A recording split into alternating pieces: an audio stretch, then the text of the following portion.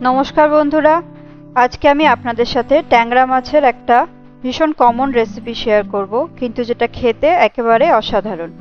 এটা কোনো নতুন রান্না নয়, প্রায়শই অনেকের বাড়িতে এই মাছের বিভিন্ন রকম রেসিপি রান্না হয়, কিন্তু আজ আমি কিভাবে এই রান্নাটা করি সেটাই আপনাদের সঙ্গে শেয়ার করব।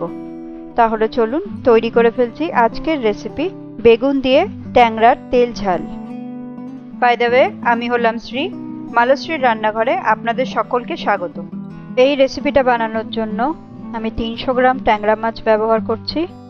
মাছগুলোকে ভালো করে ধুয়ে নিয়ে 1 টিস্পুন নুন, 1 টিস্পুন হলুদ গুঁড়ো আর 1 টেবিল চামচ সর্ষের তেল দিয়ে ভালো করে মাখিয়ে নেব। মাখিয়ে নেওয়ার পর 10 থেকে 15 মিনিট ম্যারিনেট করে রেখে দেব। এবার কড়াইটা খুব ভালো করে গরম করে মাছগুলো ভেজে নেওয়ার জন্য পরিমাণ মতন সর্ষের তেল দিয়ে দেব। তেলটা খুব ভালো করে গরম হলে মাছগুলোকে গরম তেলে ছেড়ে দেব। দু পিঠ উল্টে পাল্টে খুব ভালো করে ভেজে নেব। ট্যাংরা মাছ ভাজার সময় একটু সাবধানে ভাজবেন, কারণ কড়াইতে দিলে ভাজার সময় তেল ছেটার ভয় থাকে। আমি তাই ম্যারিনেশনের সময় 1 টেবিল চামচ তেল অ্যাড করেছিলাম। মাছগুলো মোটামুটি ভাজা হয়ে গেলে একটা প্লেটে তুলে নেব। খুব একটা কড়া করে ভাজবো না। মাছ ভাজার ওই তেলের মধ্যেই ফোড়ন দিয়ে দেব 1/2 টিস্পুন কালো জিরে আর 2-3টে চেরা কাঁচা লঙ্কা।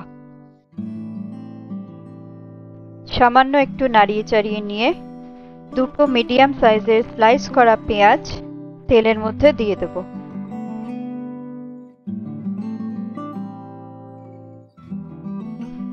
মিনিট খানেক ভালো করে একটু ভেজে নেওয়ার পর একটা বড় সাইজের স্লাইস করা টমেটো অ্যাড করে দেব। আবারও কিছুক্ষণ ভালো করে পেঁয়াজ আর টমেটোটা ভেজে নেব। ভাজতে ভাজতে পেঁয়াজটা একটু মজে আসলে স্বাদ মতন 1/2 টিস্পুন নুন আর 1/2 টিস্পুন মতন চিনি অ্যাড করে দেব। নুন চিনির ব্যালেন্সটা আপনারা একটু দেখে নেবেন। আবারও ভালো করে মিশিয়ে নেব। দিয়ে দিচ্ছি 1 টিস্পুন লাল লঙ্কার গুঁড়ো, 1/2 টিস্পুন হলুদ গুঁড়ো আর 1 টিস্পুন মতন জিরে গুঁড়ো। সবকটা মশলা এবার খুব ভালো করে মিক্স করে নেব। যদি কেউ ঝাল বেশি পছন্দ করেন তাহলে লঙ্কার গুঁড়ো আরও কিছুটা অ্যাড করতে পারেন। মশলাটা যাতে পুড়ে না যায় তাই জন্য সামান্য জল অ্যাড করে দেবো।